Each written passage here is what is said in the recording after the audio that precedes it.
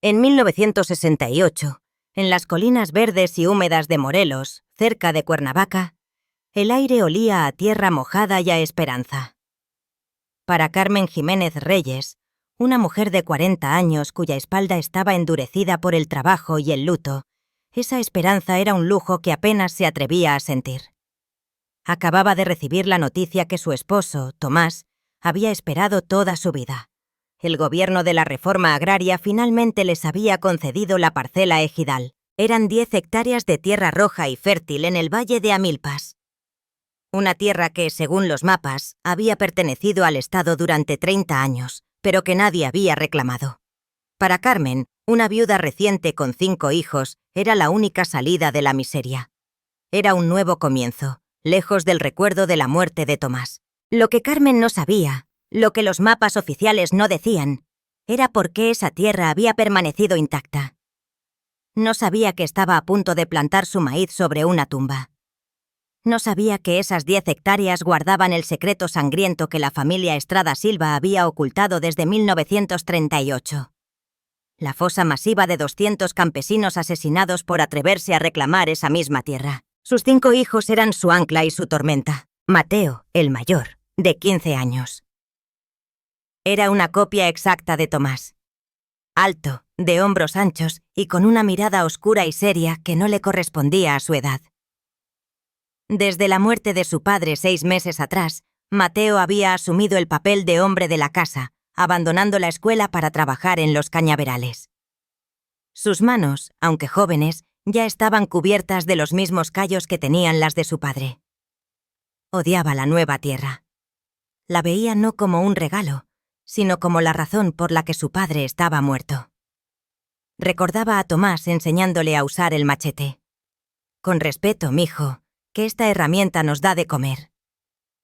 Ahora, Mateo llevaba ese mismo machete en el cinturón, pero lo empuñaba con rabia, no con respeto. Isabel, de 13 años. Era la cuidadora, una versión en miniatura de Carmen, con el mismo cabello negro y espeso recogido en una trenza, y los mismos ojos tristes y pacientes. Isabel había renunciado a sus propios sueños de ser maestra para convertirse en la madre de sus hermanos menores. Era ella quien cocinaba los frijoles, quien remendaba la ropa, quien consolaba a los más pequeños por las noches. Extrañaba la risa de su padre, la forma en que él la llamaba «mi princesa estudiosa». Guardaba en secreto la última boleta de calificaciones que él había firmado, como si fuera una reliquia sagrada, y temía en silencio que la nueva tierra solo les traería más dolor. Javier, de 11 años. Él era la curiosidad imprudente, el que más se parecía a la familia de Carmen. Era flaco, rápido y siempre estaba explorando. No recordaba a su padre tan claramente como los mayores, pero recordaba sus historias. Historias de la Revolución, de Zapata, y de cómo la tierra pertenecía a quien la trabajaba. Javier estaba emocionado con la mudanza. Para él no era un cementerio de esperanzas. Era una aventura. Era el primero en querer explorar los límites, en buscar el río, en perseguir iguanas. Sería él, con su energía incansable, quien insistiría en cavar. Sofía, de 9 años. Ella era la fragilidad. Pálida, de ojos grandes y asustadizos, Sofía vivía aferrada a la falda de Carmen. La muerte de su padre la había aterrorizado. Sufría de asma, y las noches de llanto ahogado eran una constante. La nueva tierra, tan abierta y silenciosa, la asustaba. «¿Por qué no hay nadie más aquí, mami?», susurraba. «¿Dónde están las otras casas?». De su padre, recordaba el olor a tierra y a sudor limpio, y el tacto suave de su bigote cuando la besaba en la frente. Y Luis, el más pequeño, de 7 años. Era la luz inocente. Apenas recordaba a Tomás, solo imágenes borrosas de un hombre grande que lo lanzaba al aire y una risa estruendosa. Para Luis, la mudanza era una fiesta. «¡Tenemos un rancho, mamá! ¡Un rancho de verdad!», gritaba, persiguiendo mariposas. Era el único que no entendía la magnitud de su pobreza ni el peso de su pérdida. Era por él, por esa inocencia, que Carmen sabía que no podía fallar. En la esquina de la choza improvisada que habían construido, envuelto en una manta limpia, estaba el objeto que definía su pasado y su futuro, el machete de Tomás. No era un arma. Era una herramienta de trabajo, un machete de ejidatario, con la hoja desgastada por años de cortar caña y maíz. En el mango de madera de Guayacán, el propio Tomás había tallado sus iniciales. TJR, Tomás Jiménez Reyes. Era el símbolo de su lucha, la herramienta de su promesa. Hace apenas un año, la vida era dura pero estaba llena. Olía a tierra mojada, a barbacoa los domingos y a la risa de Tomás. Carmen recordaba los domingos en el mercado de Cuernavaca. El sonido era lo primero. La música estridente del organillero mezclada con los gritos de los vendedores. El olfato era abrumador, una mezcla del vapor de la barbacoa de borrego, el olor a cilantro fresco y el dulce perfume de las guayabas. Tomás siempre compraba 2 cosas, 1 kilo de cecina de Yecapixtla y un pequeño cono de nieve de limón para Carmen. El sabor de ese helado, ácido y dulce, era el sabor de la seguridad. La vista era la de Tomás, con Luis sobre sus hombros, riendo a carcajadas mientras regateaba por un juguete de madera para Javier. El tacto era su mano callosa, áspera como la corteza de un árbol, tomándola de ella. Un gesto simple que significaba, todo está bien, estamos juntos. Recordaba las tardes de siembra en la pequeña parcela que rentaban.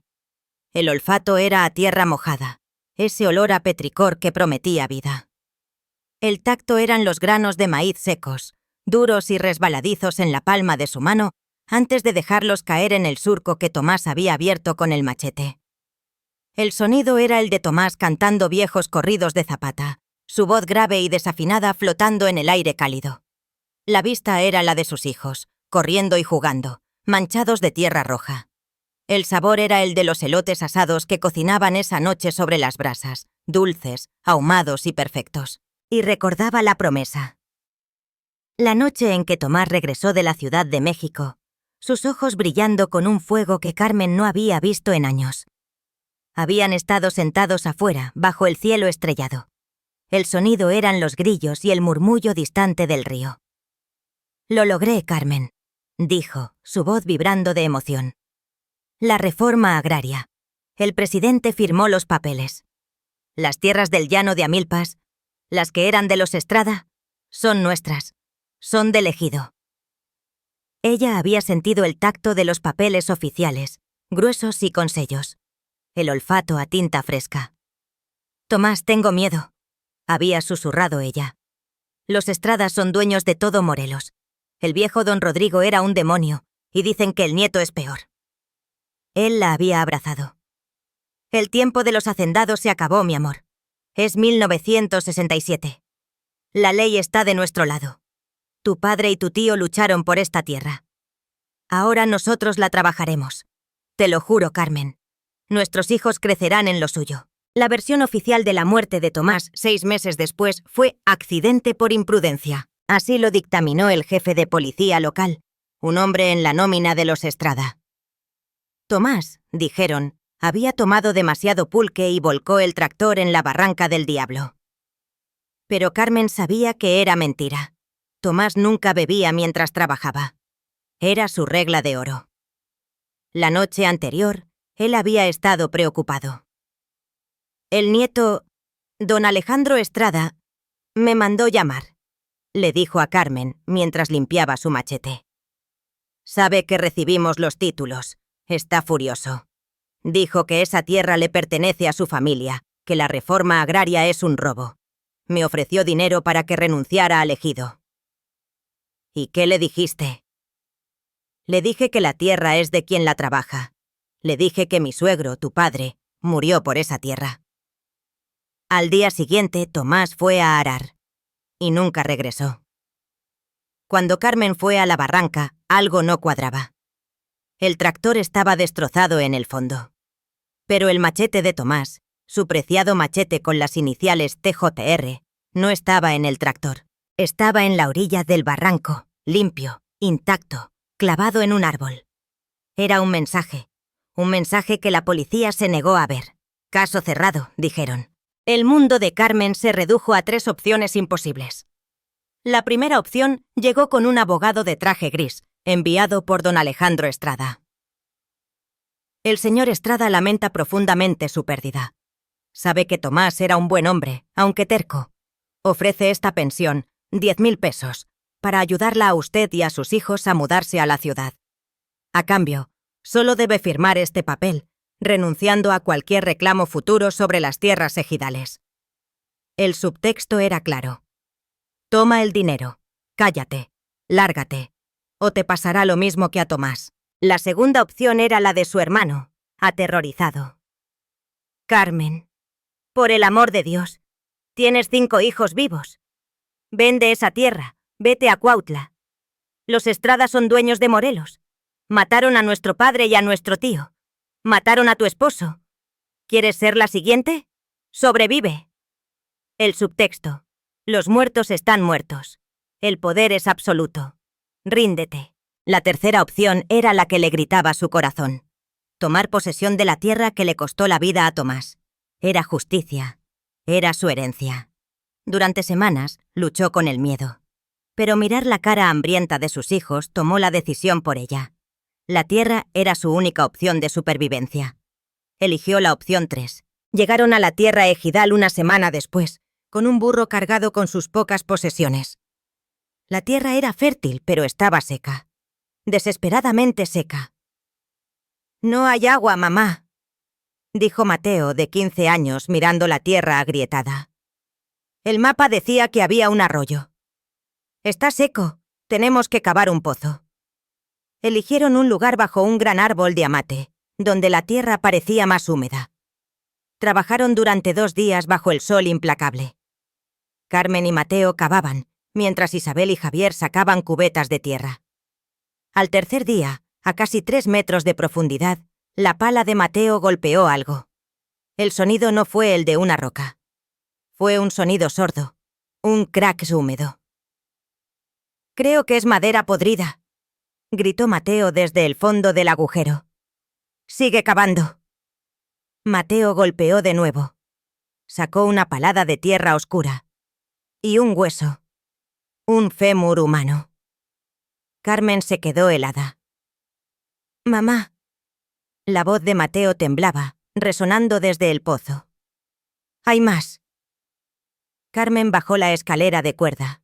El olor era agrio, a descomposición antigua, a cal viva y a tierra mojada. El fondo del pozo no era solo tierra. Era una masa enredada de huesos, cráneos, costillas. No era un entierro antiguo, era una fosa. Sofía, que miraba desde el borde, soltó un grito agudo y corrió a esconderse. «Dios mío, Dios mío», susurró Carmen. Javier, que había bajado detrás de ella, señaló algo brillante. Enterrado en la tierra junto a un cráneo, había un pequeño crucifijo de metal barato, verde por el óxido. Y luego vieron otro. Y otro. Eran docenas. Mateo usó sus manos para apartar la tierra de un bulto podrido. Era una bolsa de lona. Dentro, envueltos en hule engrasado, había papeles. Peticiones de tierra. Carmen desenrolló el primero, sus manos temblando. Petición ejidal. Comité de Campesinos de Amilpas, 1938. Y debajo, una lista de 200 firmas, borrosas por el tiempo, pero legibles. «Deportados», le habían dicho a la gente. «Se fueron al norte». No se fueron, estaban aquí. «¡Sigan cavando!», ordenó Carmen. Su voz era un graznido. Mateo, ahora pálido pero con una determinación sombría, volvió a clavar la pala. Encontraron más, botones de hueso, hebillas de cinturón oxidadas, restos de sombreros de paja.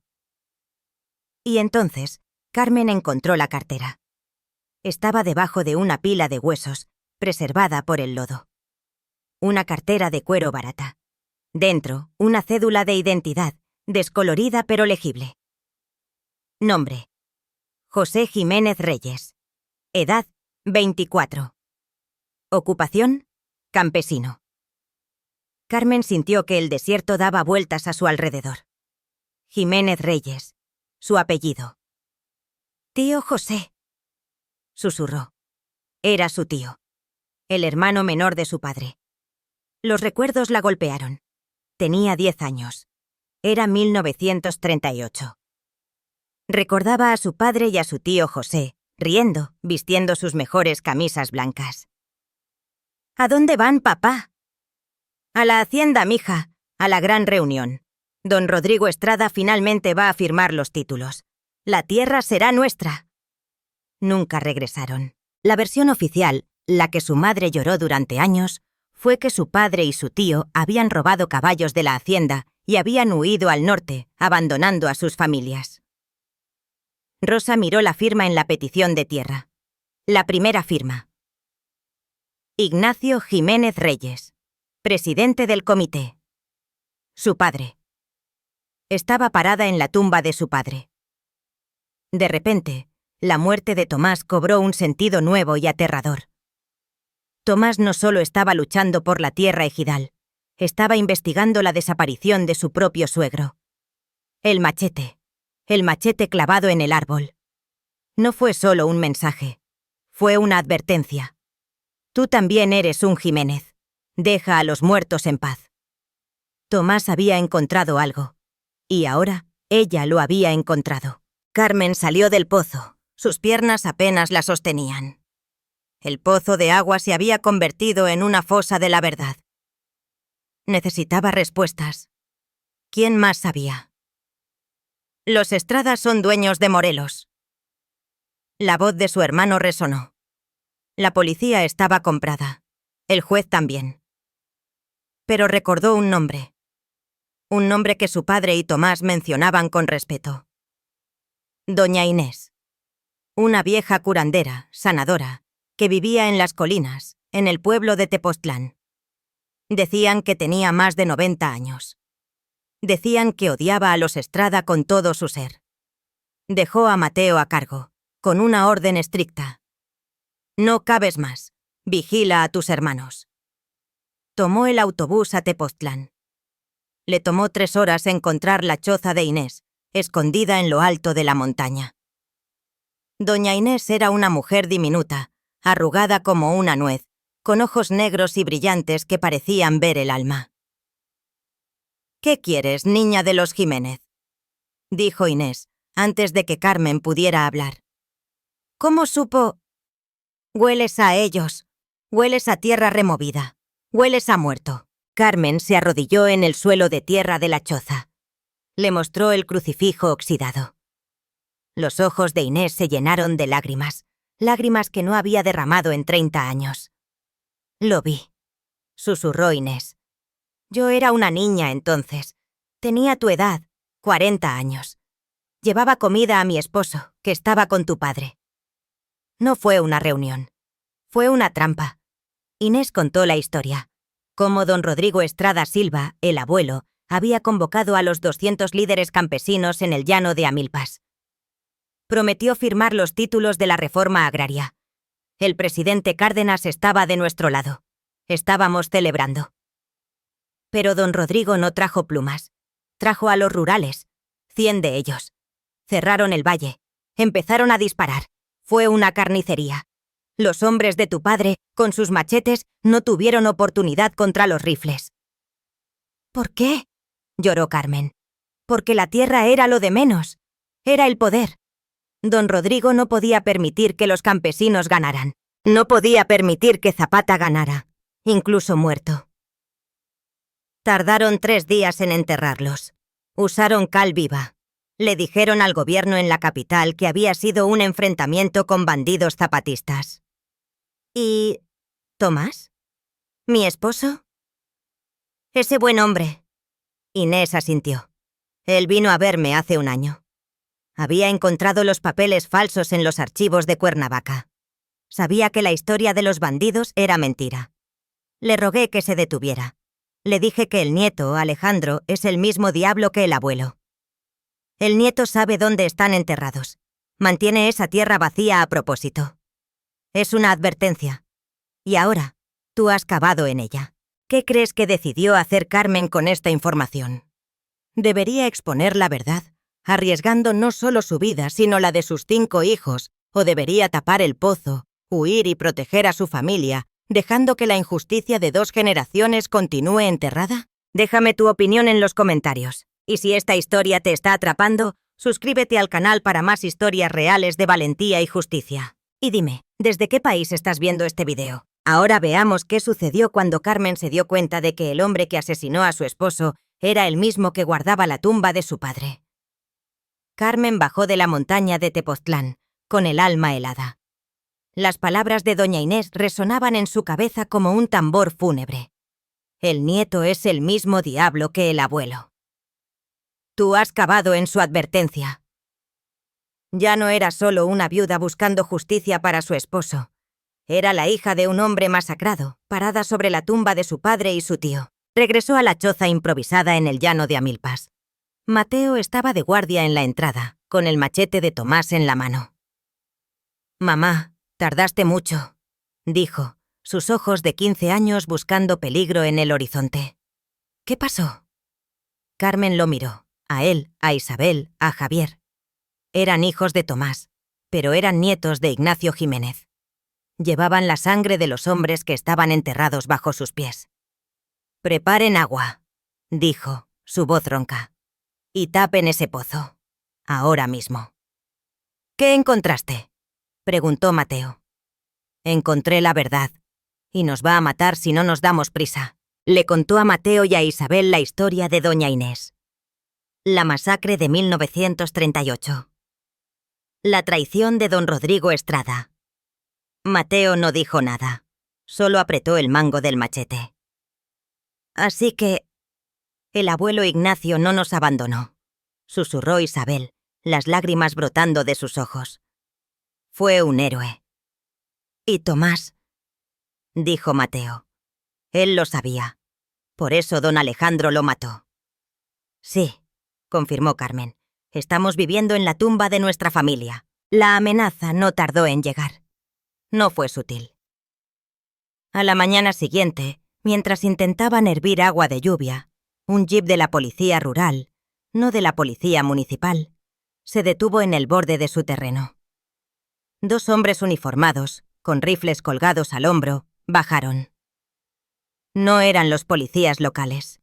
Eran los guardias privados de la Hacienda Estrada, con uniformes que imitaban a los federales. El líder era un hombre corpulento con un bigote espeso y ojos fríos, el capataz de la hacienda, un hombre llamado Rojas. «Buenos días, señora», dijo Rojas, su voz falsamente amigable. Sus ojos no miraban a Carmen, miraban el pozo recién cubierto. «Qué bonito lugar para una milpa». «Es tierra ejidal, es nuestra», dijo Mateo, interponiéndose entre el hombre y su madre. Rojas sonrió, una sonrisa sin alegría. «Tierra peligrosa, muchacho, llena de víboras. Mi patrón, don Alejandro Estrada, se enteró de que se mudaron. Es un hombre generoso. Me mandó a ver si necesitaban algo». «No necesitamos nada de un Estrada», espetó Carmen. «Oh, creo que sí». Rojas sacó un sobre grueso de su camisola. «Don Alejandro sabe que la vida de viuda es dura. Aquí hay 5.000 pesos. Suficientes para que usted y sus hijos se muden a Cuautla. Un lugar más. Seguro. Lejos de esta tierra mala. El soborno. La primera oferta. Dígale a don Alejandro que esta tierra es de mi padre y de mi esposo. Y que no está en venta». La sonrisa de Rojas desapareció. «Escúcheme bien, señora. Esta es una advertencia amistosa. Hay gente que no olvida. Hay gente a la que no le gusta que caben donde no deben. Váyase. Por el bien de sus hijos». Rojas tiró el sobre al suelo, donde el dinero se esparció sobre el lodo. «Tienen 72 horas para pensarlo». Carmen no recogió el dinero. Esa tarde, la amenaza se intensificó. Carmen envió a Mateo e Isabel al pueblo a comprar lo básico: maíz, sal, velas. Regresaron 3 horas después, pálidos y con las manos vacías. «Mamá». Isabel estaba temblando. «No nos quisieron vender». «¿Qué?». «Don Pepe, el de la tienda, el que nos conoce de toda la vida. Dijo que no tenía maíz. Pero el almacén estaba lleno. Y luego, los hombres de Rojas nos siguieron. Nos dijeron que los Estrada mandan en Morelos, que si no nos vamos la próxima vez no podremos ni comprar aire. Estaban aislados, económicamente estrangulados. Pero la amenaza más grave llegó esa noche. Carmen, incapaz de dormir, estaba vigilando con el machete de Tomás en el regazo. Oyó un ruido sutil, un crujido. Miró hacia la colina de Tepoztlán. En la distancia, donde sabía que vivía doña Inés, una luz anaranjada parpadeaba contra el cielo nocturno. Un incendio. Carmen sintió que el corazón se le detenía. Corrió al pueblo al amanecer. Una multitud silenciosa rodeaba los restos humeantes de la choza de doña Inés. «¿Qué pasó?», preguntó Carmen, aunque ya sabía la respuesta. «Un accidente», dijo el jefe de policía local, sin mirarla, anotando en una libreta. Una vela, probablemente. Era muy vieja. Una tragedia. Carmen vio las huellas de botas pesadas en el lodo, rodeando la choza. Vio el rastro de gasolina que bajaba por la colina. No fue un accidente. Fue la tercera advertencia. Habían silenciado a la única testigo viva. El nieto es el mismo diablo que el abuelo. Carmen regresó a la parcela, derrotada. Había fracasado. Había provocado la muerte de una anciana inocente. «Nos vamos, mamá», dijo Mateo, su voz quebrada. «Tenías razón. Nos van a matar». «No», susurró Carmen, las lágrimas de rabia quemando sus ojos. «No podemos irnos. Si nos vamos ahora, la muerte de Inés no habrá servido de nada». «¿Pero qué hacemos? Saben todo lo que hacemos. No tenemos a nadie». Tomás tenía que saber más. Él no era estúpido. Él sabía lo de 1938, igual que Inés. ¿Por qué volcó el tractor? ¿Qué estaba buscando? Carmen corrió hacia el baúl. Sacó el machete de Tomás. Lo miró. TJR. Lo había limpiado 1000 veces, pero nunca lo había examinado. El mango de madera de Guayacán era grueso. En la base, donde se unía con el metal, vio una línea fina, casi invisible. No era una grieta, era un corte. Usó la punta de un cuchillo. La tapa de madera en la base del mango cedió. Estaba hueco. Dentro, envuelto en un pequeño trozo de tela encerada, había un papel doblado. Era un negativo de fotografía. Y un trozo de papel de libreta doblado docenas de veces. Era la letra de Tomás, escrita con prisa la noche antes de morir. No era una carta para ella. Era una lista. Ignacio y José Jiménez Reyes. 1938. Masacre de Amilpas. 200 muertos. Perpetrador, Rodrigo Estrada Silva, abuelo. Cómplices. Vivos hoy, 1968. Juez Damián Alarcón. En 1938 fue el secretario que firmó las actas de defunción falsas por tifus. Doctor Benítez padre, firmó las mismas actas. Su hijo, el doctor Benítez, hijo, ahora dirige la clínica y protege los archivos. Capitán de policía Morales padre, lideró a los rurales. Su hijo, el capitán Morales, hijo, es el jefe de policía hoy, gobernador del estado. Recibió 50.000 pesos de oro en 1938 para silenciar el reporte federal. Alejandro Estrada, nieto. No solo protege la memoria de su abuelo, protege a toda la red de poder de Morelos. Los hijos de los asesinos siguen gobernando. Encontré el archivo 38B en el sótano del Palacio Municipal. Contiene los pagos. Tengo el negativo del libro de contabilidad.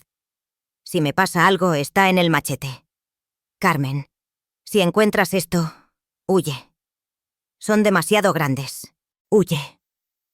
Era su última palabra para ella. Carmen sintió que el suelo desaparecía. El juez Alarcón, el doctor Benítez, el capitán Morales, el gobernador. Tomás no murió en un accidente de tractor, fue asesinado.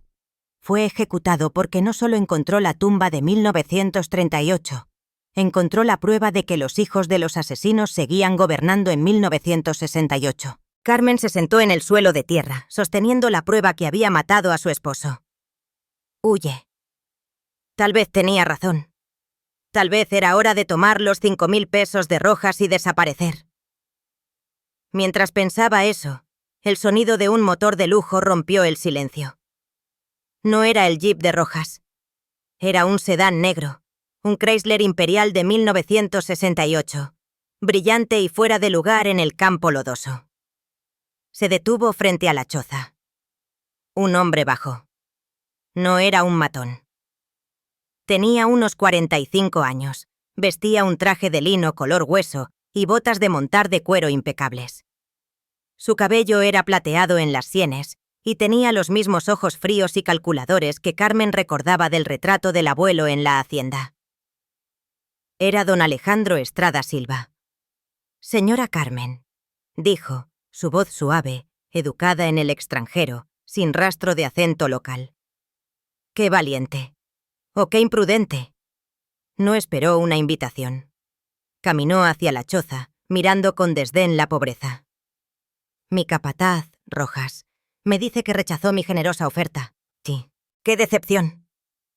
«Salga de mi tierra», dijo Carmen, poniéndose de pie, el machete aún en su mano. Alejandro se rió, una risa corta y sin humor. «¿Su tierra? Señora, por favor.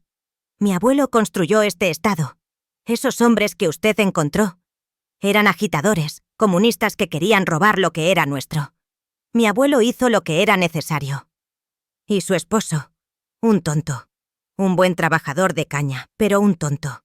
Se metió donde no debía. Encontró cosas que no entendía». «Encontró esto», dijo Carmen, levantando la lista de Tomás. La sonrisa de Alejandro desapareció. Sus ojos se convirtieron en hielo. «Así que lo encontró. Bien. Eso acelera las cosas». Miró a los 5 niños acurrucados detrás de Carmen. «Le ofrezco un trato. Final. Porque, a diferencia de mi abuelo, yo soy un hombre civilizado. Y no quiero que esos niños crezcan huérfanos. O peor». Abrió el maletín que traía.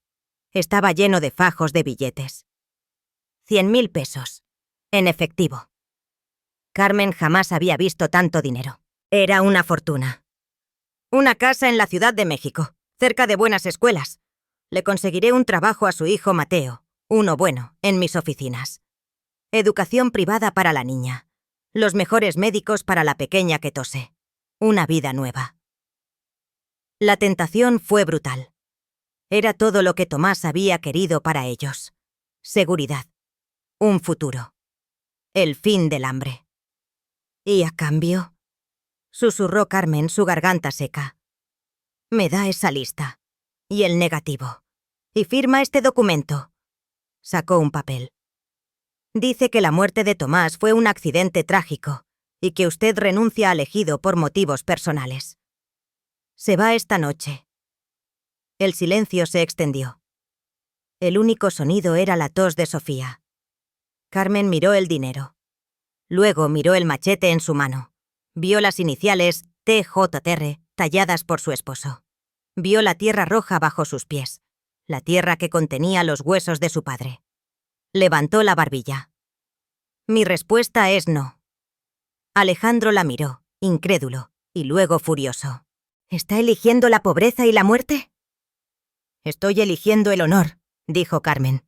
«La tierra de mi padre no está en venta. La sangre de mi esposo no está en venta». Alejandro guardó lentamente los papeles. Su máscara de civilización se derritió. «Estúpida. Igual que él». Caminó hacia su coche. «Tiene 24 horas. Mediodía de mañana. Si no está en mi hacienda con esa lista suplicando mi perdón, Rojas vendrá. Y esta vez no será una advertencia. Quemará esta choza con ustedes adentro. Y el capitán Morales firmará el reporte. Accidente trágico». Se subió al coche y se fue, dejando a Carmen temblando en una nube de polvo. La noche cayó como una sentencia de muerte. 24 horas. La familia estaba atrapada. No podían ir al pueblo, los matarían. No podían quedarse, los quemarían. Mamá, tenías que aceptar el dinero, lloró Isabel. Nos va a matar a todos. No podemos, hija. No podemos vivir con dinero de sangre, dijo Carmen, su voz temblando. ¿Y podemos morir por orgullo?, gritó Mateo. Mientras discutían, oyeron un ruido afuera. No era un coche. Era el sonido de caballos. Eran Rojas y 3 hombres más. Habían vuelto. No esperaron 24 horas. La puerta de la choza fue derribada de una patada.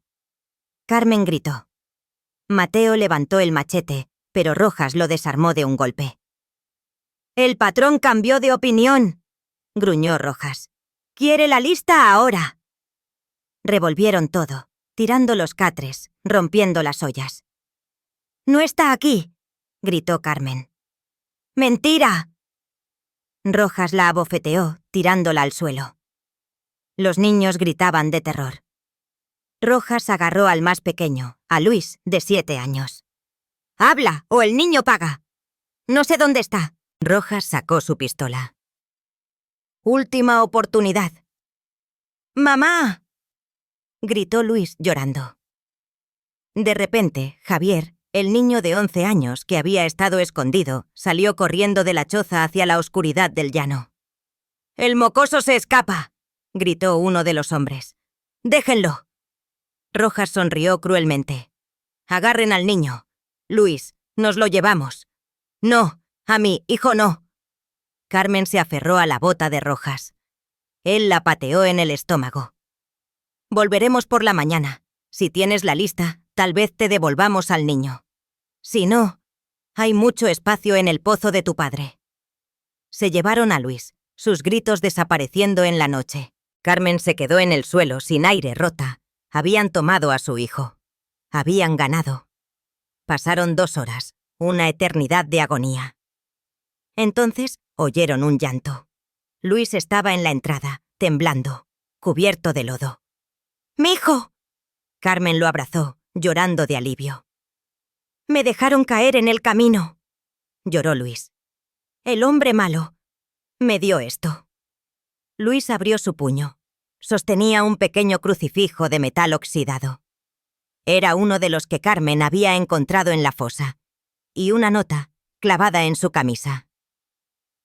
«El próximo se queda en el pozo. Amanecer. El amanecer». Tenían 6 horas. Carmen miró a sus hijos. Mateo golpeado, Isabel aterrorizada, Luis traumatizado, Sofía tosiendo de pánico. Y Javier... ¿Dónde estaba Javier? Mientras el pánico la consumía, Javier entró cojeando a la choza. «Me siguieron», jadeó. «Pero lo logré». «¿Lograr qué, mijo?». Javier sacó de su camisa la lista de Tomás y el negativo. «Cuando vi a Rojas, supe que venían por esto». Corrí al pozo. Lo escondí dentro de un cráneo. Carmen miró a su hijo de 11 años, cubierto de tierra de tumba, y supo qué hacer. No podían ganar en la oscuridad. No podían ganar huyendo.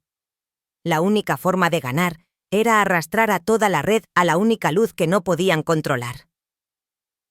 «Isabel», dijo Carmen, su voz tranquila de una forma que asustó a sus hijos. «Prepara tu vestido de la iglesia, el único que te queda». «Mamá». «¿Qué?». «Mateo, limpia esa sangre. Vas a necesitar estar presentable». «Mamá, ¿qué vamos a hacer? El plazo es al amanecer». Carmen miró el sol que comenzaba a pintar de gris el horizonte. «No vamos a ir a la hacienda. Vamos a ir a un lugar donde él no puede matarnos sin que nadie lo vea». «¿Dónde, mamá?». Carmen apretó el machete de Tomás en su mano. «A la iglesia. Es domingo. La misa de 10. Vamos a rezar. Frente a todo Cuernavaca». El amanecer del domingo 12 de mayo de 1968, Día de la Madre, tiñó de rosa el cielo sobre Morelos. Para Carmen era una ironía cruel. El plazo de Rojas había llegado. No durmieron. A la luz de una vela, lavaron sus rostros con el agua sucia que les quedaba. Carmen trenzó el cabello de Isabel y Sofía con manos firmes. Mateo aflojó sus puños lo suficiente para limpiarse el lodo seco y la sangre de la cara. «Quiero que caminen a mi lado y no suelten sus manos», les ordenó Carmen, su voz baja y firme. «Mateo, tú a mi derecha. Isabel, a mi izquierda, sostén a Sofía. Javier, toma mi falda. Luis, lo llevaré en brazos». «Mamá, ¿y si nos disparan antes de llegar?», susurró Isabel. «Rezarán en la iglesia hoy, hija. No nos matarán en el camino. No querrán manchar sus trajes de domingo». Carmen tomó el machete de Tomás. Metió la lista y el negativo de vuelta en el mango hueco y lo cerró. Luego, tomó los crucifijos oxidados que había sacado de la fosa y los guardó en el bolsillo de su delantal. Salieron de la choza justo cuando el sol salía, no como fugitivos, sino como una procesión. Los hombres de Rojas, que vigilaban desde su jeep en la entrada del llano, se quedaron helados. Esperaban a una mujer aterrorizada, suplicando. No esperaban a una familia vestida para la misa dominical. Carmen no los miró. Emprendió la larga caminata hacia Cuernavaca, sus 5 hijos rodeándola. El jeep los siguió, lentamente, a una distancia de 20 metros, como un buitre de acero. Llegaron a la catedral de Cuernavaca a las 9:50 de la mañana. La misa de 10, la más importante, estaba a punto de comenzar. La plaza estaba llena. Era el evento social de la semana, donde las ricas familias azucareras y los políticos locales se mezclaban con los campesinos que venían de los pueblos. Y como Carmen sabía, don Alejandro Estrada Silva, un pilar de la comunidad y generoso donante de la iglesia, nunca faltaba. Ocupaba la primera fila, un ejemplo de piedad. Rojas y sus hombres intentaron detenerlos en la entrada del atrio. «Señora, no puede entrar. No está vestida apropiadamente». «Voy a rezar por el alma de mi padre», dijo Carmen, su voz resonando en la plaza. «¿Me lo va a impedir en la casa de Dios?». La multitud se detuvo para mirar. Vieron a la viuda de Tomás Jiménez, pálida y delgada como un fantasma, con sus 5 hijos hambrientos. Vieron la herida en la cara de Mateo. Vieron a los matones de Estrada bloqueando la puerta de la iglesia. La gente empezó a murmurar. Rojas, sin querer crear una escena frente a cientos de testigos, maldijo y se apartó. Corrió por una puerta lateral para alertar a su patrón. Carmen no se detuvo. Subió las escaleras de la catedral, una viuda flaca seguida por 5 huérfanos, y entró en el vasto santuario. La misa estaba terminando. El olor a incienso llenaba el aire, espeso y dulce. El órgano retumbaba sus notas finales. El obispo, Monseñor Alarcón, estaba en el altar dando la bendición final. Carmen sintió un escalofrío. El juez Damián Alarcón. El obispo. Eran la misma persona. La lista de Tomás estaba equivocada, o el juez se había convertido en obispo. No, era el juez Damián Alarcón, hermano del obispo. Los vio a ambos, sentados uno al lado del otro en la primera fila, junto a don Alejandro Estrada, el capitán Morales y el doctor Benítez, hijo. La red completa, rezando junta. Carmen no esperó. Caminó por el pasillo central, sus guaraches gastados resonando en el mármol. «Don Alejandro Estrada Silva». Su voz, clara y fuerte, cortó el amén del obispo. Toda la congregación, cientos de personas, se giraron para mirarla. El órgano se detuvo. El silencio fue ensordecedor. Rojas y sus hombres corrieron hacia ella. «¡Saquen a esta mujer de aquí!», ordenó Alejandro Estrada, poniéndose de pie, su voz un rugido contenido. «¡Está loca! Capitán Morales, arréstela por perturbar la misa». El capitán Morales y 2 policías locales avanzaron por el pasillo, pero Carmen levantó la mano. Sostenía los crucifijos oxidados. «¡Estoy loca de dolor! ¡Sí!», gritó Carmen, mientras Morales la agarraba del brazo. Ella se zafó con una fuerza que no sabía que tenía. «Pero no estoy mintiendo. Este hombre, Alejandro Estrada, ordenó el asesinato de mi esposo, Tomás Jiménez». un grito ahogado colectivo recorrió la iglesia. «Y no solo a él», continuó Carmen, su voz ganando fuerza, hablando no a Estrada sino a la multitud, a las familias de Morelos. Su abuelo, don Rodrigo, asesinó a mi padre, Ignacio Jiménez, y a mi tío, José Jiménez. Difamación. Es una mentirosa. Su padre y su tío eran ladrones de caballos.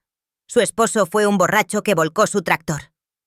Rugió Estrada desde su banca, su rostro volviéndose púrpura. ¿Soy una mentirosa?, gritó Carmen. Entonces explíqueles esto. Sacó el machete de Tomás. Mi esposo no era un borracho, era un investigador, y encontró la prueba de sus crímenes. Con manos temblorosas, abrió el mango hueco. Sacó la lista de Tomás y el negativo. Aquí está, la lista de sus cómplices. El juez Alarcón, que falsificó las actas de defunción de 1938.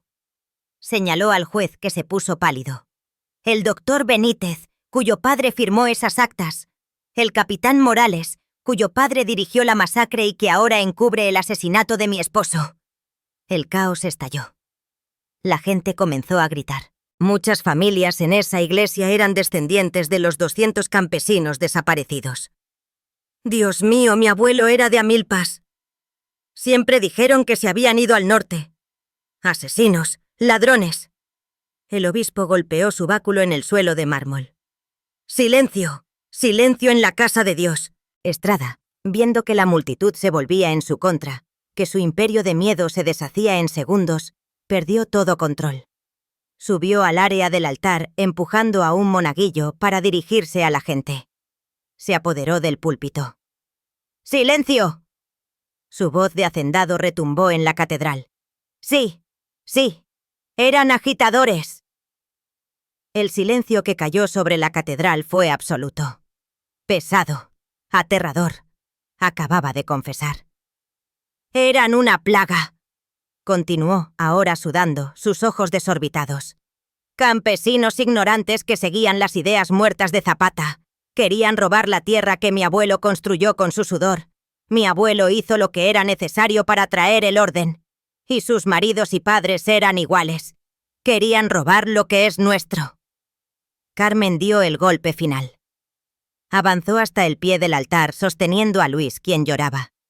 Levantó los crucifijos oxidados. ¿Y lo que era necesario?